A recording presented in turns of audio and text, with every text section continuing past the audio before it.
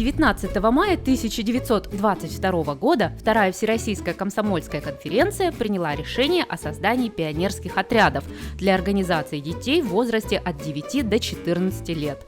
Первый отряд юных пионеров в Ижевске был организован в мае 1923 года, а с 1 июня он приступил к своим регулярным занятиям. И вот есть фотографии первого пионерского отряда, первых пионеров. В этот пионерский отряд входили мальчики и девочки в количестве 25 человек. Возглавлял этот отряд, вернее, даже не возглавлял, а был организатором мастер-скаут. Приехал он к нам из Москвы, звали его Лаупман, товарищ Лаупман. А вот помощником у него была женщина, комсомолка Вера Халтурина.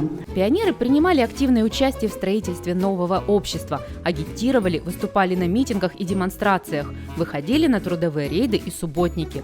Включившись в общий ритм экономии, собирали резину, металлолом, кости, бумагу, конский волос, тряпье. Средства от утильсырья сдавали в фонд индустриализации. Наверное, самым таким впечатляющим и важным для всего населения и Ижевска, и Удмуртии это было посещение Михаила Ивановича Калинина.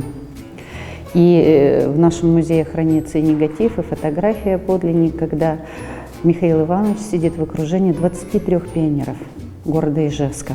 И есть воспоминания ребят, которые рассказывают об этой встрече, и есть воспоминания уже людей взрослых, лет через 40 или через 50 даже, когда они вспоминают, какое впечатление на них произвела эта встреча. 8 января 1930 года вышел первый номер областной пионерской газеты на удмуртском языке «Дачлу. Будь готов».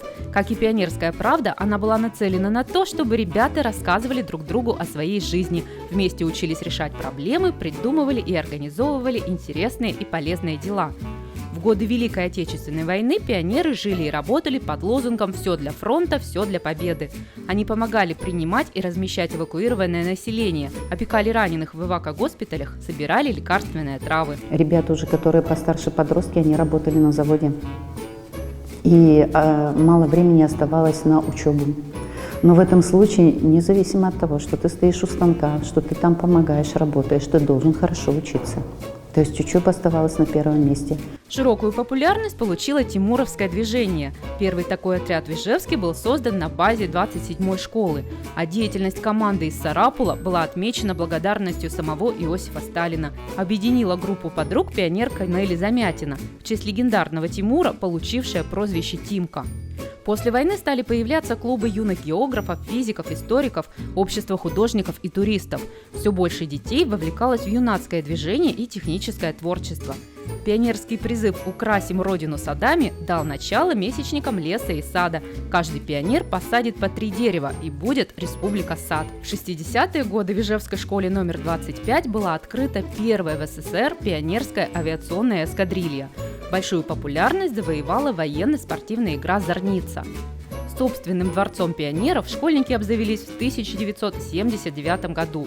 Его открытие стало настоящим праздником для всей республики. Многие его сравнивают с сокровищницей. Он весь сверкал и переливался. Огромное здание с панорамными окнами, декоративная стеклянная крошка. Она разного цвета, желтого, зеленого, голубого. В каждом кабинете, вот вы знаете, пролет между стекол у нас же довольно-таки большой. Вот я вот как показываю, это сколько сантиметров, 50, наверное, да? И вот весь низ усыпан вот такими вот переливающимися, искрящимися стеклянными декоративными элементами. К началу 90-х годов пионерская организация Удмуртии насчитывала более 100 тысяч школьников.